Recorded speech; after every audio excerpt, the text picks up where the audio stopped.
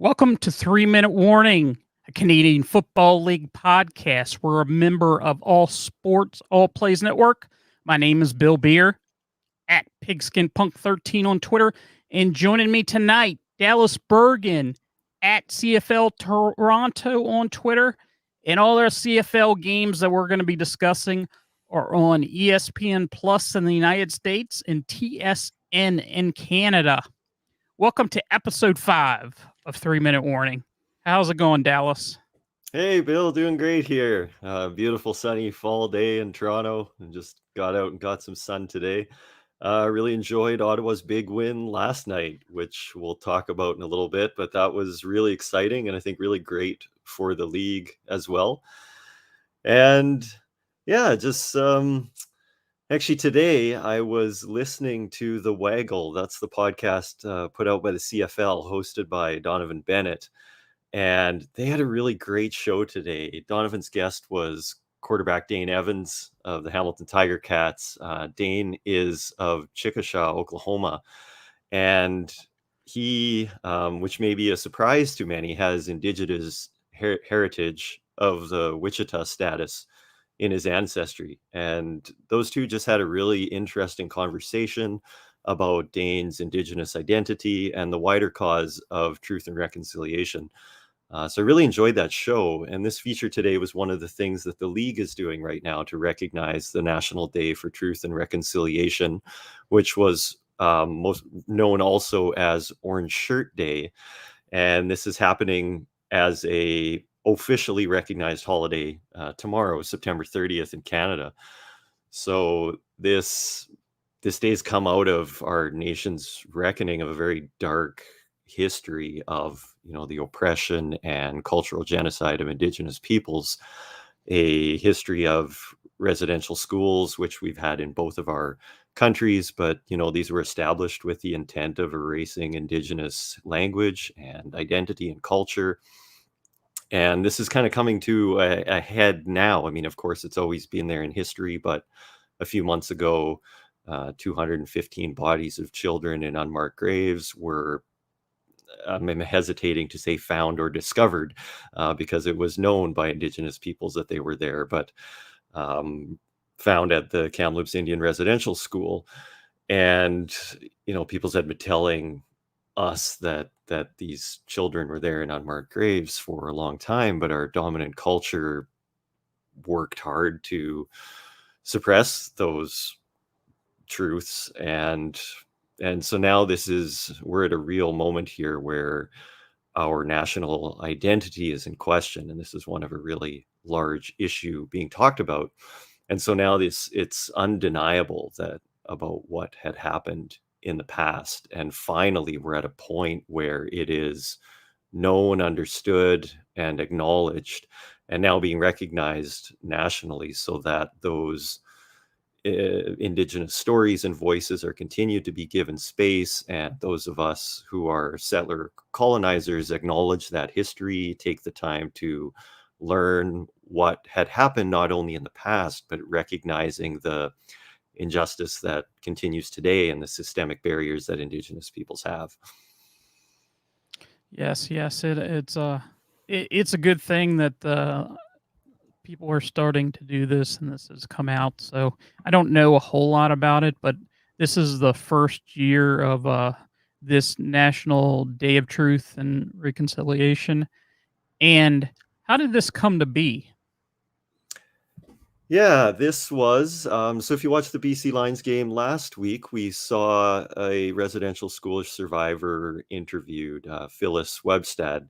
And this started with her telling her story. She told this story in 2013, and it grew this movement of Orange Shirt Day. But when she was a child, age 6, I assume in the maybe 70s, that it was her first day attending an Indian residential school. And it needs to be stressed that the last of these schools in Canada closed in 1996. And that's one of the areas of history where I think we haven't been well aware of how recent these things happened. I think a lot of Canadians kind of think of that as something that happened over 100 years ago. And, it's not. So anyway, Webstad shared this story about her first day of school, proudly wearing a brand new orange shirt bought by her for her grandmother, and upon arrival at the school, having all of her possessions and clothing stripped away from her.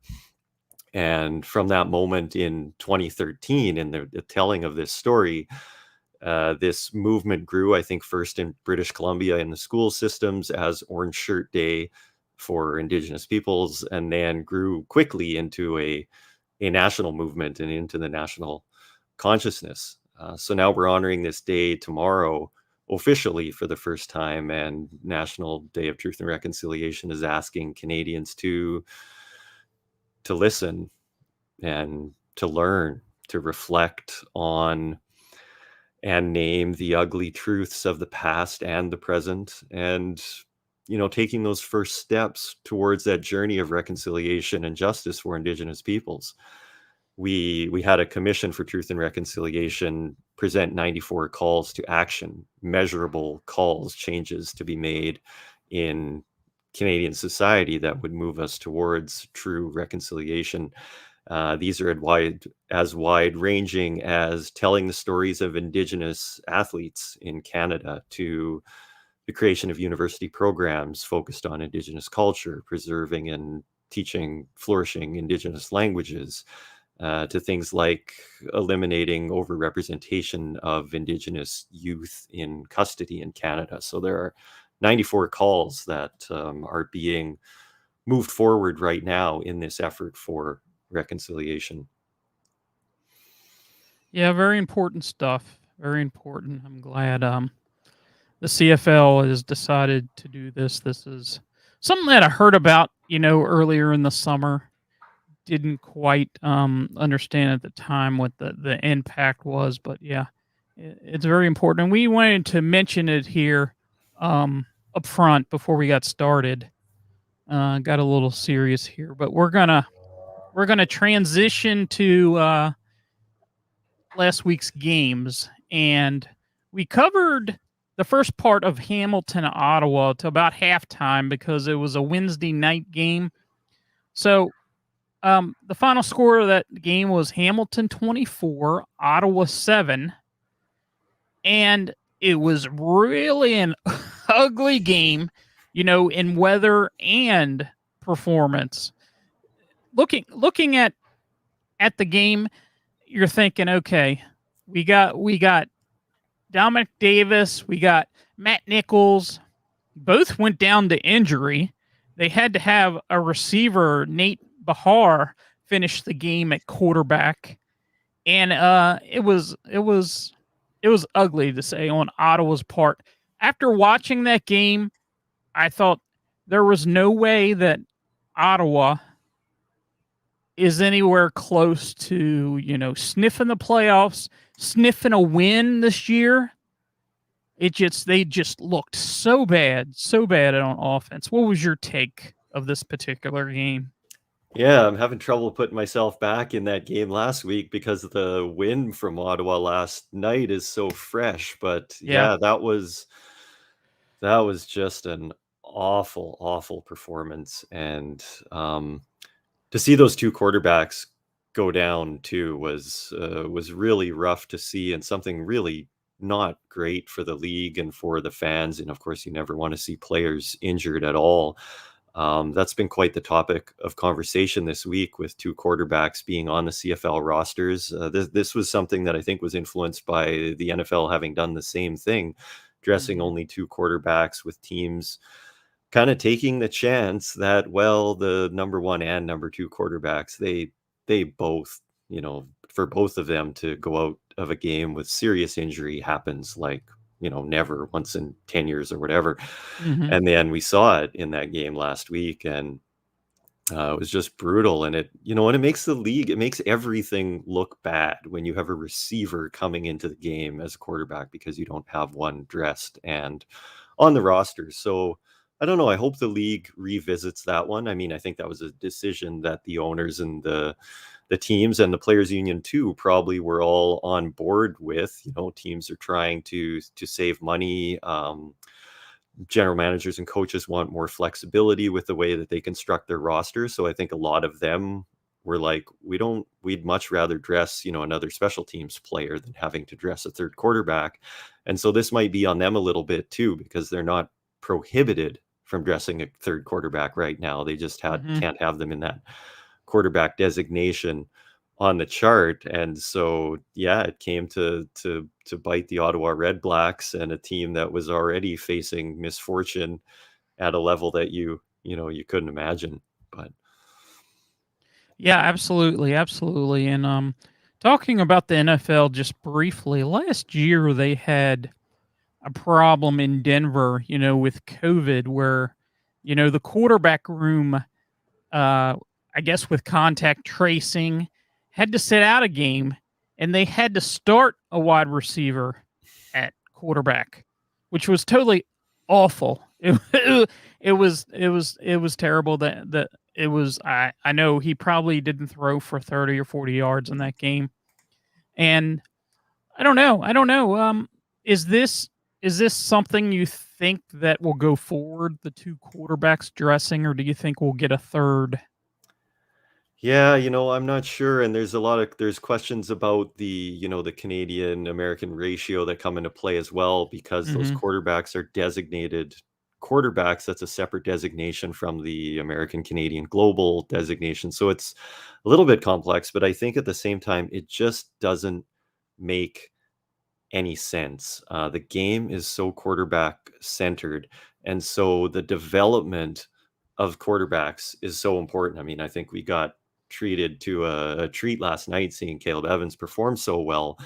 But these guys, to have a third guy on the bench, looking at Toronto's game the other night too, Mhm. where we saw Antonio Pipkin getting meaningful reps, and that's only because Nick Arbuckle's hurt. But I mean, I think Toronto would probably now love to have all three of them on the roster because of what they bring. So yeah, for the salary question, I mean, your backup quarterback in the CFL almost always has CFL experience, and so may command a higher salary, maybe even almost Mhm. a starter's salary, like somebody like McLeod Bethel Thompson that we see. But the third quarterback on a CFL team is such a developmental quarterback, usually doesn't have any pro experience, because teams want a guy who is 23, 24 years old that they can groom and take the time with. And so, I suppose they're on the sidelines in, sweats, not in equipment, but it's Right. still, for them to be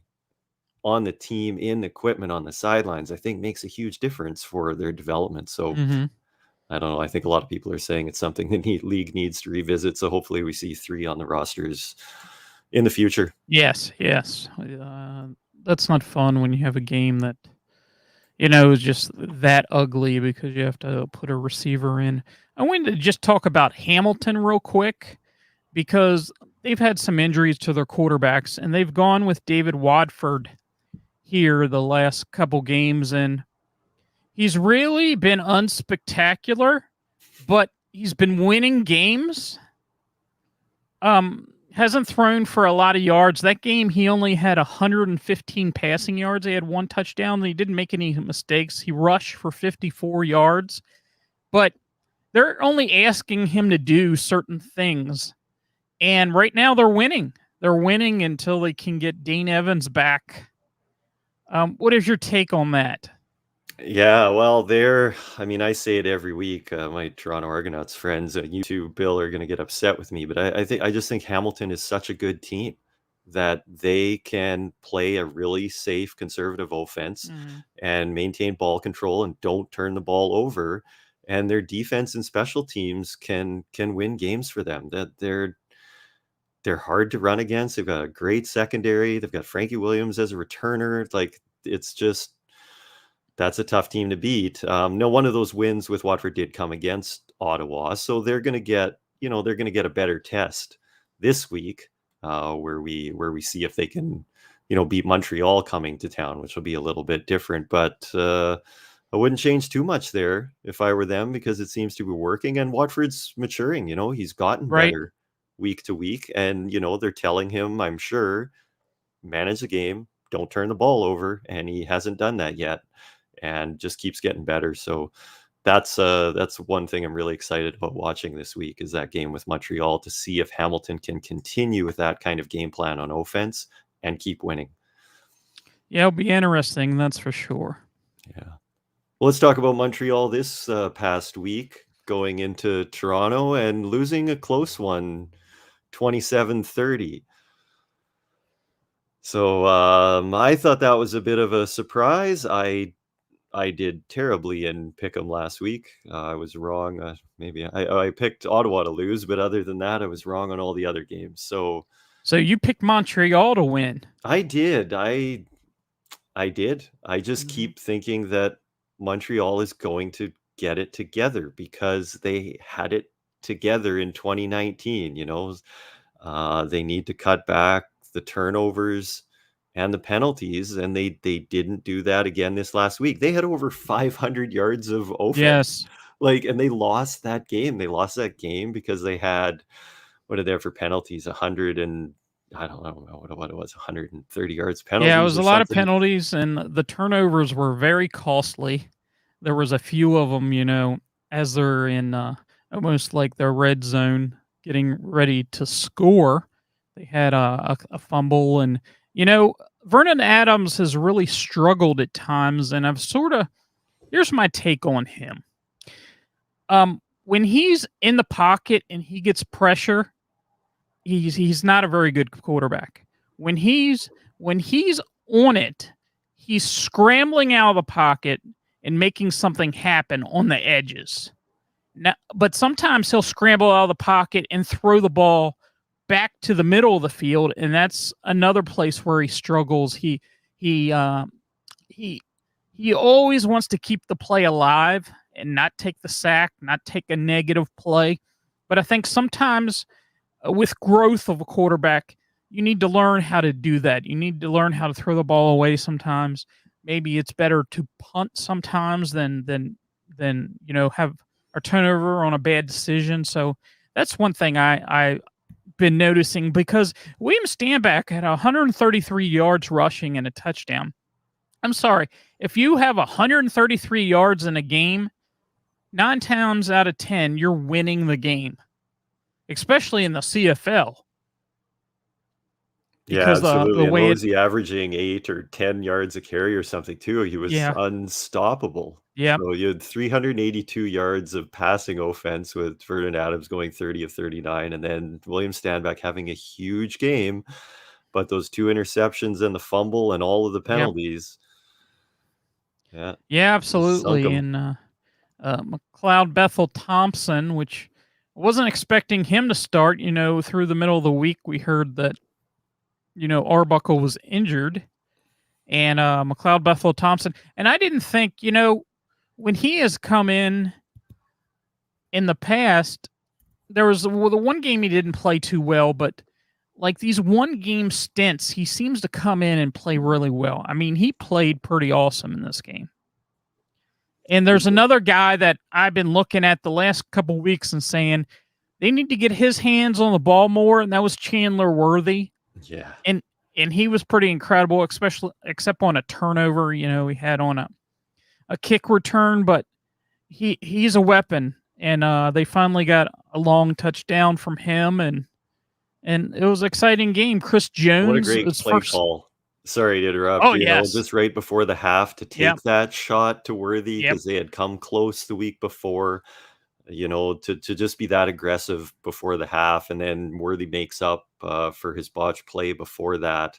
right. Really exciting, and then Damien Jean-Pierre also kinda had his breakout game too, Hmm. and to see those guys stepping up on offense, yeah, it's great to see for Toronto. Do you see a quarterback controversy brewing in Toronto, or do you think that they can just run with, whoever's having It's hard. success?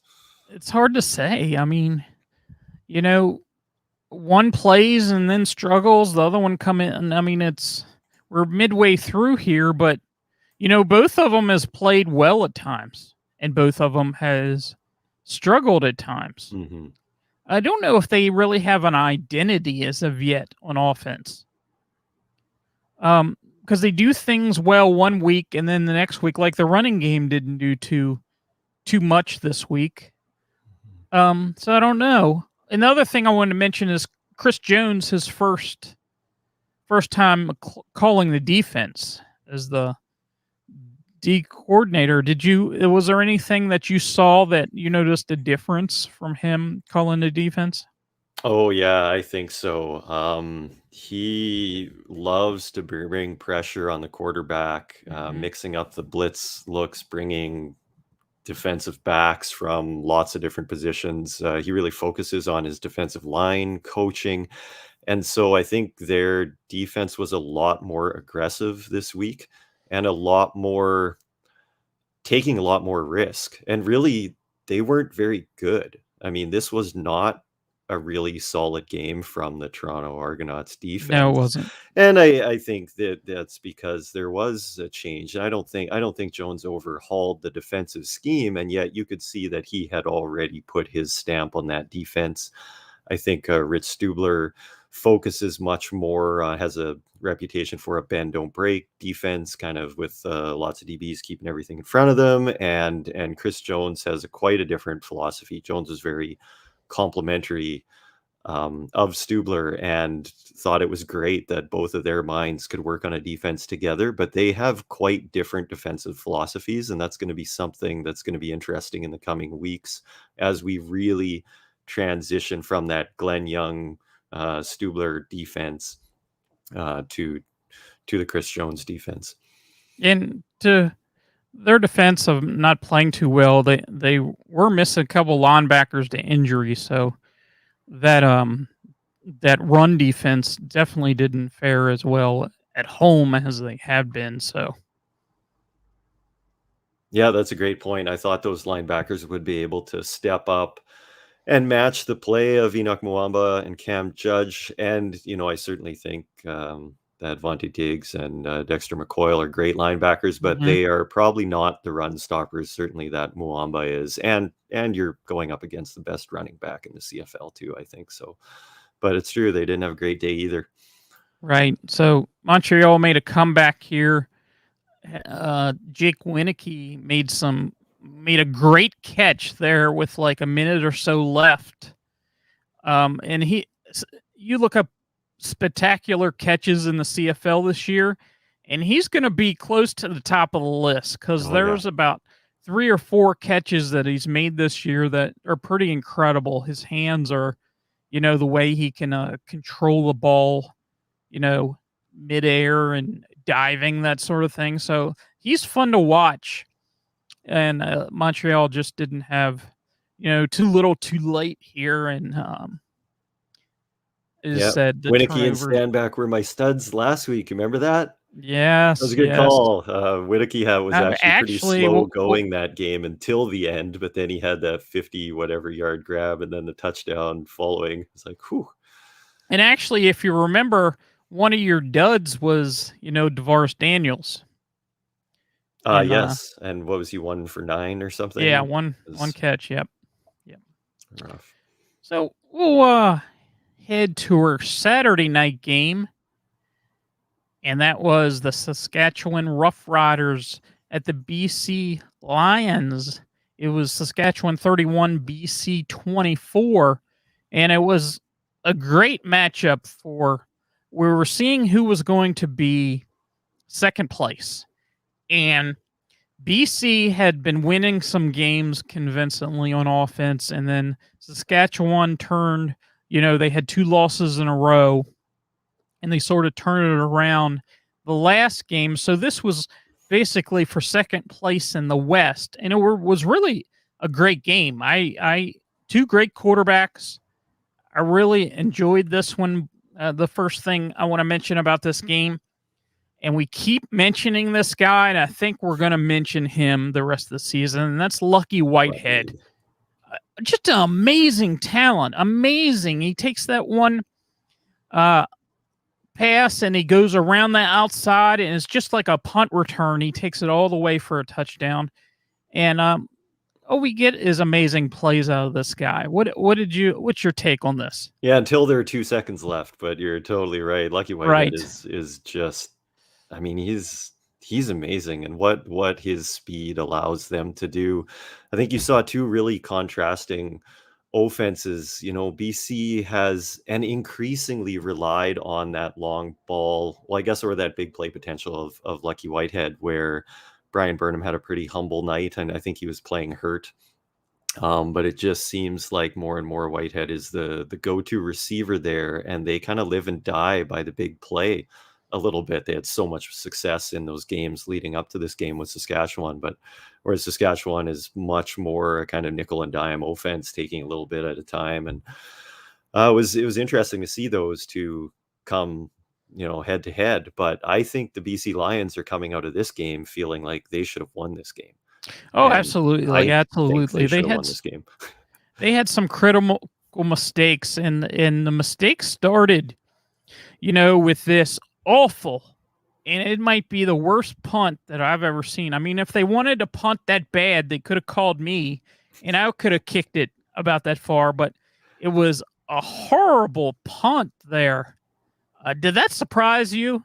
How awful that was? Because he Yeah, looked like. absolutely. And at the worst possible time, and somebody who's played pretty well too. So that was just one of those, maybe, maybe the pressure was on, maybe it was Mhm. just fate, but that was a And huge then, part of turning the game. And yet I'll say that Cody Fajardo deserves a ton of credit for the way oh, that he absolutely. bounced back after throwing an awful interception. Like, just, he had been playing so well, and then he made a really poor decision on that interception when it looked like they were in a good spot to win the game. And after that, I was out. I'm like, oh, this is over. There's no way.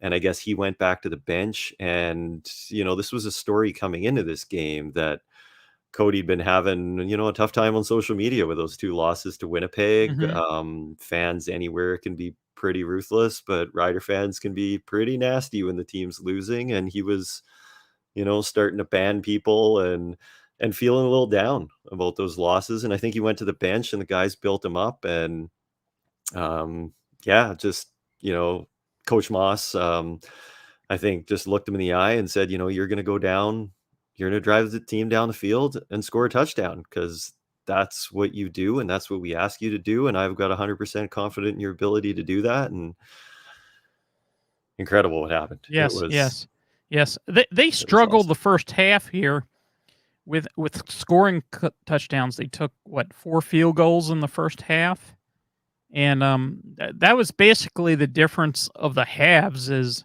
they couldn't convert to the touchdown, and then the second half they kind of you know there was the mistakes that BC made. They kind of took advantage of that, and one was very interesting. Me being an American football fan, was the muffed punt, that we had there in the second half. And in the CFL, it isn't who recovered it or fumbled it out of bounds or muffed it out of the bounds. It's the last person to touch Touch it, the right? ball. They get the ball. And I found that quite interesting. Has this been a rule that's been around for a while, or is it's something new, or? Yeah, that is one of the rules that's different in this Mhm. league, and has always been that way. Yeah, That's very so on cool. It's a an on a interesting play where a aspect. player loses possession of the ball and it is a loose ball, a player only needs to be the last player to touch it before it goes out of bounds to claim possession. Mhm. Mhm. Yeah, it's cool. It's a different, it makes it exciting, you know. Mhm. More pressure on the returner. You do have that 5. They're supposed to have that 5 yard, boundary where players can't be within 5 yards when you grab the ball, and it does make it interesting. That's for sure. Um, the other part I wanted to say is, you know, coming out of this game, Saskatchewan is in pretty good shape, and BC isn't in bad shape. But I think that the lack of running game for BC at some point is going to come back to haunt them a little bit. Somehow they have to get that figured out. They have an awesome passing attack. It's just the running game just not just I don't know if they don't have the talent or what it is. What is your take on that? Yeah, it's really almost non-existent, and they've tried to get, and well, and actually in the very beginning of the season, it was going not too bad, right? With Butler was their ball carrier because Shaq Mhm. Cooper was out and Cooper came back, but it seems like they've almost just abandoned it. Yeah. And I mean, I guess you've got a great passing quarterback and some really Well, awesome weapons as receivers, but that balanced attack and keeping a defense honest, I think, is so yeah. important that that question will be answered this week, I think, when they host the Winnipeg Blue Bombers, because I think you're right. We need to have a little bit more of a balanced attack. That's how Toronto beat Winnipeg. No, You it'll know, be a great test for, BC's defense and, you know, uh, their lack of running game. We'll see what happens this weekend. Interesting game, that's for sure. That's for sure. So, any final thoughts on this game? oh, yeah, no, I think not really. This didn't do much for adjusting, power rankings in the league. I think Right. BC and Saskatchewan were really close, and maybe Saskatchewan had the edge. Now maybe they would definitely be 2 with BC at 3, but I mean, BC is a really good team. That Yeah, is they are. clear that people should have been talking about the BC Lions a little bit more earlier in the season, and now they're starting to show people that they've got all kinds of weapons. They've got an outstanding rookie middle linebacker. They're Absolutely. but we'll see if they can beat Winnipeg. Then things will become really confusing at the top of those power rankings. Absolutely. But, as the standings go, things are starting to separate a little. You have, if the playoffs started today, we would have, I think it's one team that would make the playoffs having a losing record. All the other teams have winning records. So I think you're going to continue to see, teams separate themselves, and some of the teams at the bottom, they need to start changing things. And as we had, in our week 9 preview, we've already had a game in week 9 because Yeah, we had that's a right. Tuesday nighter, and it's like, what's better than football on a Tuesday night? That's incredible. But I'll be honest, going into this game and hearing, who was playing, I'm like, this doesn't sound like a great game. I wanted it to be a great game, and then I did hear, they had first year rookie Caleb Evans starting, which I didn't know too much about. And right off the beginning of this game, he looked incredible. Great play calling, had a trick play where the receiver threw it to a guy down the middle of the field. They ended up scoring a touchdown. Um, and it really gave Ottawa a boost. They're home. They've been losing, and they've been losing ugly. Not a lot of offense, and he really gave them a spark. He really gave them a spark, and the final score of that game was Ottawa 34, Edmonton 24. So, what did you think of this game? Oh, that was incredible. I couldn't believe it. I was a huge Ottawa Red Blacks fan last night, and I just got caught up in that wave, that great flea flicker in the beginning of the game, Oh and then the yeah, touchdown that followed. And you know what? I was really rooting for Caleb Evans and Taryn Christian, who we didn't get to see. They thought that both would play, but I think Caleb Evans was playing so well that he carried the team for the game. But I was a little bit irked by all of the Devlin Hodges talk, and I don't want to diminish who he is as a player or quarterback, hmm but a lot of the talk leading into this game was about him, and he was still in quarantine. He's practiced 2 times, and hardly anyone was talking about the 2 quarterbacks that have been with the team. Some of the, like, going back to last season or whatever, and not telling us who these quarterbacks are who are going to go play. And so I was so happy to see Caleb Evans have that success. At Louisiana Monroe, Evans threw for 9,513 yards and 58 touchdowns. He added 2,168 rushing yards and 36 scores on the ground. That's over 3 seasons. Um, so incredible. it was so fantastic to see him come in and succeed, and that alone, never mind the win for Ottawa fans and the team and coaches too, see a quarterback come in and throw 3 touchdowns and no interceptions. The first time since 1982, I think, an Ottawa quarterback has had a debut like that. That had Incredible. to lift that whole team and fan base. And you could see it, the Yeah. sidelines, the players were just amped, like they were so happy to be scoring and winning and seeing Evans having success. And it was a And really you could see it with the enjoyable game. body language of the coach also. La Police. I mean, in some previous games, he's standing there with his arms folded and, just staring, looking like I don't know what to do next. And you could tell his body language was more positive than it's been, and it was exciting. It was exciting for the fans, for the Ottawa fans to see this. And on the other side, Edmonton, they were starting, Taylor Cornelius again. He threw for a lot of yards, had a couple turnovers. Just he's a young guy that's his second start and struggling a little bit. I don't know how Trevor Harris is going to be out, but I don't know. It doesn't look their future at the moment doesn't look too good.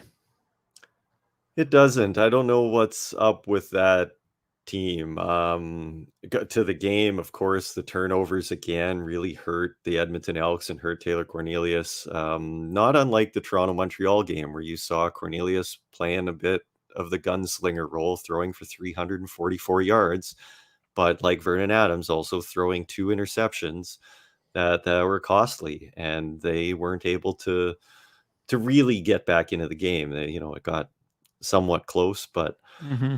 can't turn the ball over like that. So I think they've slipped to the bottom of the West standings below Calgary because they have one more loss now, and they're gonna have to figure things out quickly in Edmonton, or there's gonna be people on the hot seat there too, because I'm sure the fans and the players aren't happy.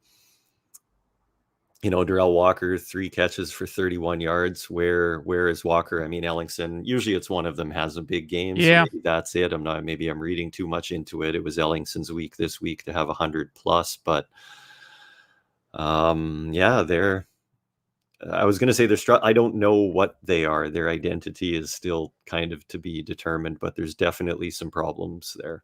I mean, offensively, if you look at their 2019 team, especially on offense or receivers, 2 of their receivers went to Toronto, and Ricky Collins Jr. and DeVaris Daniels, and that's some big losses there.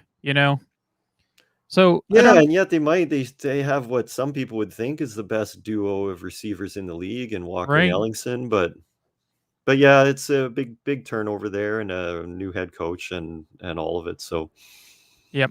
I think it's a surprise for a lot of people, though. Some people were picking them to come out first in the West this year because of all the talent stocked on that team, but hasn't come That's together that's yet. that's what they always say. Good on Wait. paper. Yep. Good on paper. Wait till you play the game, the actual game, to see, how it all plays out. And that's the fun of it, is watching these games. So our next game is going to be Friday night. It's Winnipeg at BC. It's a late one because it's in BC. Always It's is. 10 p.m. Eastern. So is that a game you're looking forward to? We talked about it briefly, but that seems pretty exciting. See if Oh, yeah. BC is made of anything. So I think I'll be able to stay up late for that one. I'm really looking forward to seeing somebody else beat the Winnipeg Blue Bombers, honestly. I think BC's a team that can do it with the oh weapons yes, that they have, and they are going to be angry coming off of that loss to Saskatchewan, and that is often great fuel. I think that they will come out to play. I can't say that BC is going to win that game, but I think it'll be a heck of a game and should be really good. absolutely. We got a comment here. Thoughts on Boston College beating Clemson this weekend? I don't know. We talk CFL on here, so I'm not too familiar about college, so I'll have to I'll have to pass on that question. Yeah, I'm afraid I can't take that one either. But if Mr. Suggs is watching, check out the CFL. We're trying to grow new CFL fans right now. All the games are on ESPN Plus, and then if you throw us a question about those games, we'll be more than happy to answer. But I'm sorry we can't take that one. But I know there are other shows on the All Sports All Plays network that will gladly discuss that college football question. Absolutely, absolutely. So as we head into Saturday's matchups, we got Montreal at Hamilton, and we have Montreal needs to limit those turnovers and penalties, and Hamilton, what they've been doing on offense is working so far. So we'll see what happens. Yeah, that's gonna be a great one too. I love the lineup of games this week. Again, there are just so many questions about every team that we're still trying to answer. Can Hamilton continue with this David Watford offense? And can Montreal find a more disciplined game where they can cut back on these lousy penalties and poor decision making that leads to turnovers? That should be a good Yeah, one as well. yeah, yeah. So absolutely. So then our final game, is Saskatchewan and Calgary, and Calgary had a week off. Saskatchewan probably needs to establish their running game and stretch the field a little bit.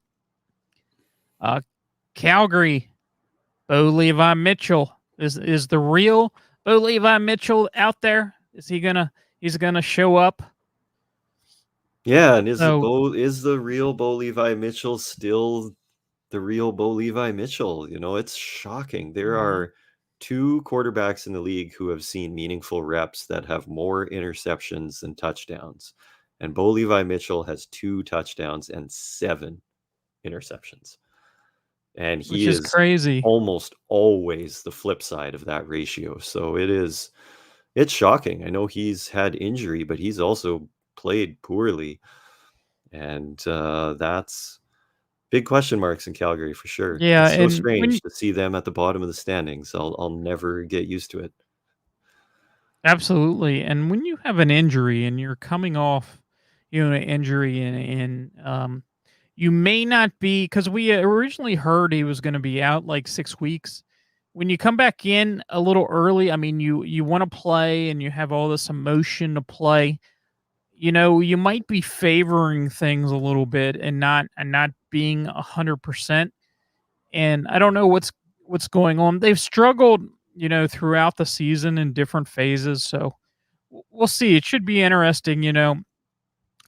Saskatchewan is going to Calgary, and you never know. It's in Calgary, so anything could happen. So that's another good good games we have here. So That's going yeah, to be a I'm look good test. Saskatchewan's got to be careful. I think I'm not sure Cody Fajardo has a very good record against Calgary actually, thinking about it. And Calgary's going to figure things out at some point. You have to think. They still have great coaching and players. So I think this might be a bit of a trap game for Saskatchewan. They're going to really have to be at their best, I think. And absolutely. and this is Yeah. and these talk about strange CFL scheduling this season with the shortened season and COVID rescheduling and everything else. I know we've just had this Tuesday night game, which was actually on the regular schedule that didn't have anything to do with rescheduling.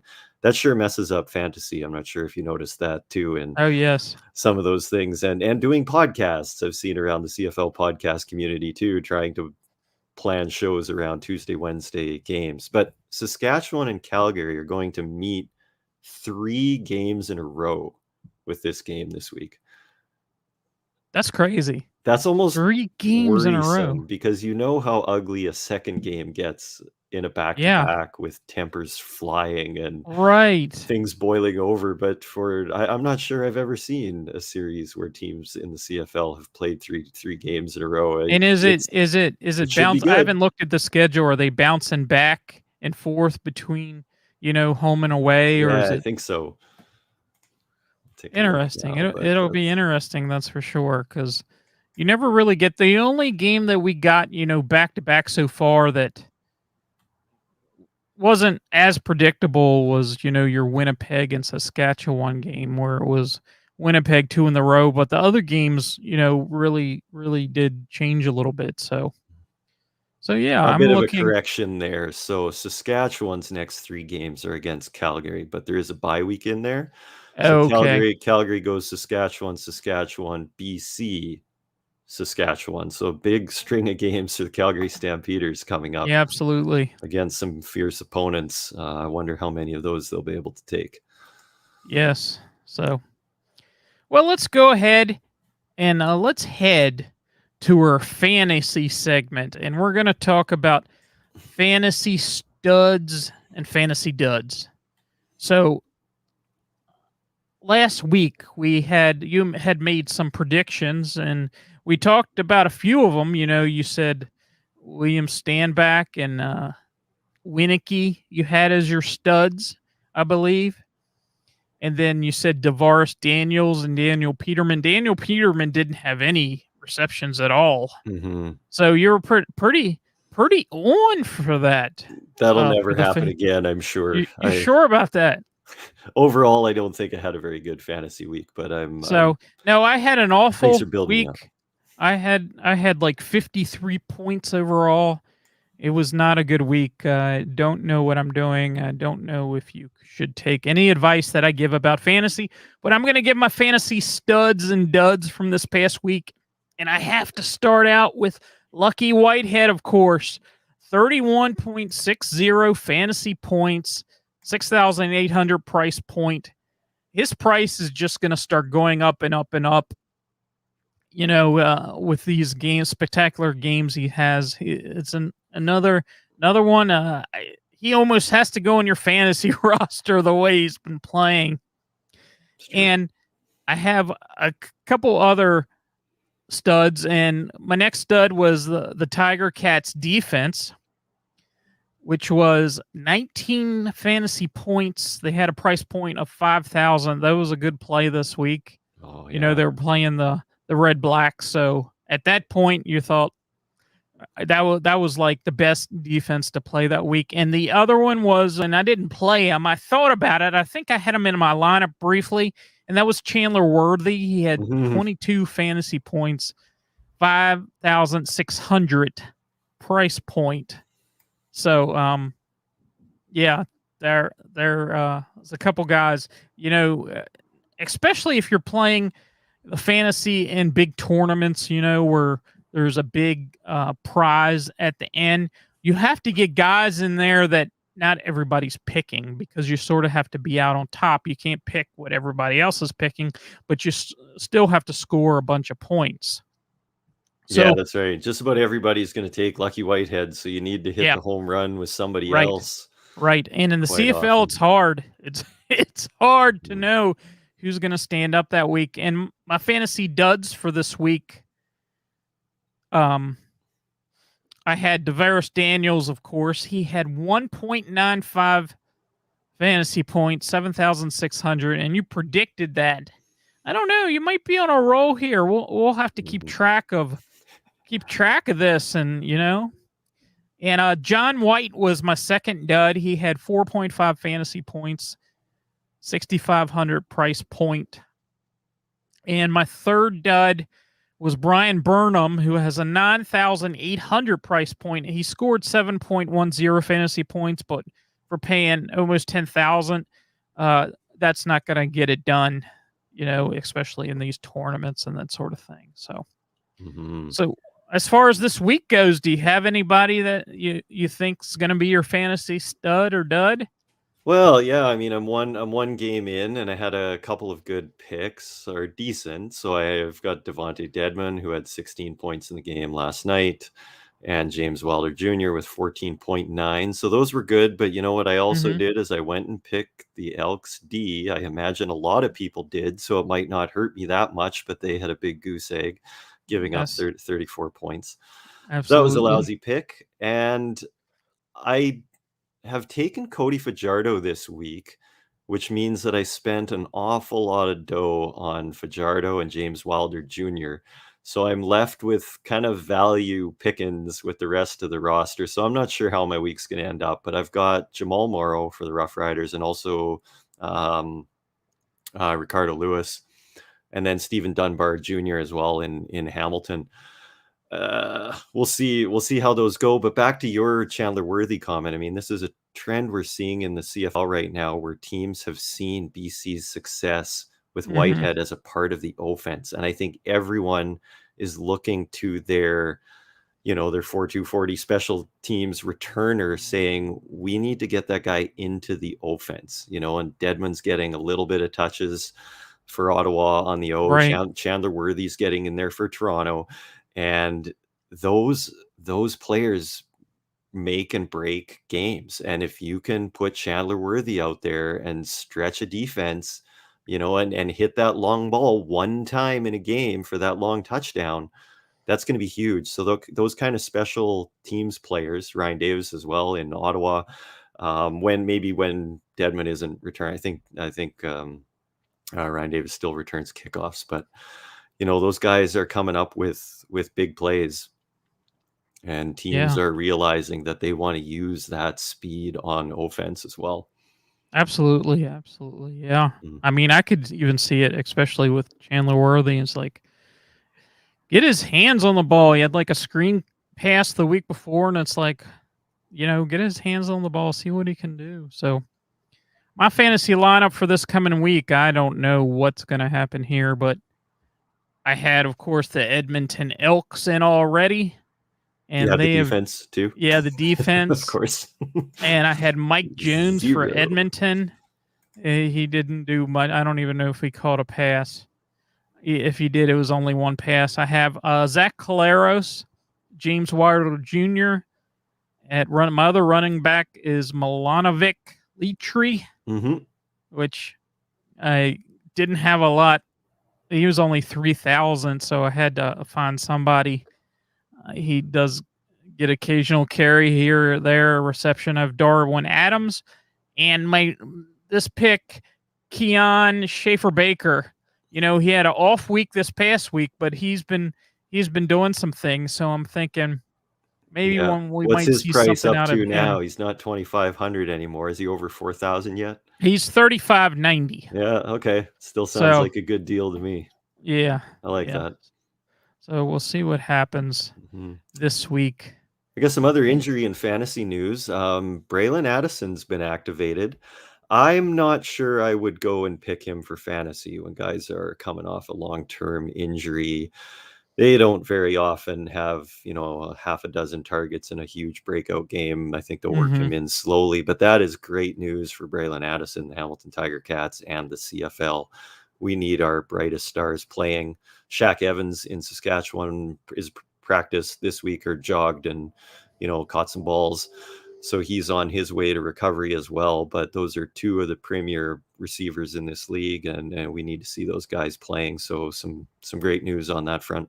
Absolutely. We had Shaq Evans play a few games at the beginning of the season, but Braylon Addison hasn't played all year. That's right. And I don't know anything. I haven't seen him on the field at all since this is my first year with the CFL. So it'll be exciting. I don't know if they'll change the game plan with David Walkford. So we'll see what happens. I don't know how far have you heard anything about Dean Evans or Jeremiah Masoli as far as coming back? Or not really. I mean, I think Masoli's definitely closer. He's been on the roster, but I think that sounds not great too. But yeah, I don't know. I mean, I think it'll be a while yet. I think Evans was 6-gamed. So you want to tell everybody about our little fantasy group that we have? Yeah, let's get people to join us. So yeah, Bill and I are in fantasy leagues for the 3-minute warning, all sports, all plays. And you can find us both on the CFL Pick'em, where you just pick the winners of the games and you can weight your confidence on which teams you think are going to win or lose. So that's a really accessible, easy one to play. Not easy to succeed, though. I think I'm at about 40% correct on those, but easy to play. And then the one that we talk about a little more with the studs and duds is the CFL Fantasy, where you build a roster with a limited number of salary dollars with assigned positions. So look up 3-Minute Warning on CFL Fantasy and CFL Pick'em, and we'd love to have you join our leagues and get in on the banter and discussion and a little bit of bragging rights too. It just makes following the league so much more fun. So hope you'll join us. Absolutely. So before we get out of here, we also wanted to let you know that we are on Apple Podcasts, we're on Google Podcasts, we're on anywhere you get your audio podcasts and your pod catchers. So we're not just in video to see our pretty faces here. We're in audio where you can listen to if you're more into audio and want to check us out there. Or you watched it and you said, these guys are so good, I need to listen to it again. Then there you have an audio version that's out there. So please check those out. We and listen to all of the podcasts from the CFL pod community. I had such a great time this week listening to the Mouchoir Red Blacks podcast and the Waggle from the CFL. And there's just so much great content out there. So listen to those communities and follow us and find us however you prefer to consume these things, whether it's YouTube or Spotify or Podbean or wherever else. But the more people we have listening and supporting the grassroots, fan communities and podcasters, it's a really great community to have people connect over that and connect with us on Twitter as well. Absolutely. And talking about podcasts, audio podcasts, that's how I got my start into all this. And it's such a great community to be part of. There's so many great people. The CFL podcast I've listened to a bunch. There's still some out there that I haven't listened to yet that I'm going to check out, but they're so great and informative. I mean, I learned mostly everything that I've learned about the CFL in the preseason was from these podcasts. And it wasn't necessarily guys, that are on TV talking about it. It's the fans that are talking about it. So I enjoy a whole lot, and I have them to thank for getting me, caught up into the CFL and that sort of thing. So. Yeah, it's true. People are nice and supportive, and that's a great thing to see, especially on Twitter when sometimes people can be nasty, but the podcasts are always lifting each other up and creating conversation. So yeah, I hope you'll check those out. Yes, absolutely. So we'll go ahead and wrap it up here. Again, we're a 3-Minute Warning, a Canadian Football League podcast. I'm Bill Beer at Pigskin Punk on Twitter. Dallas Bergen at CFL Fans Toronto. We're on the All Sports All Plays Network. We're on YouTube, Twitter, Facebook, and we're on Wednesdays live at 8 p.m. Eastern. So until next time, we will see you later.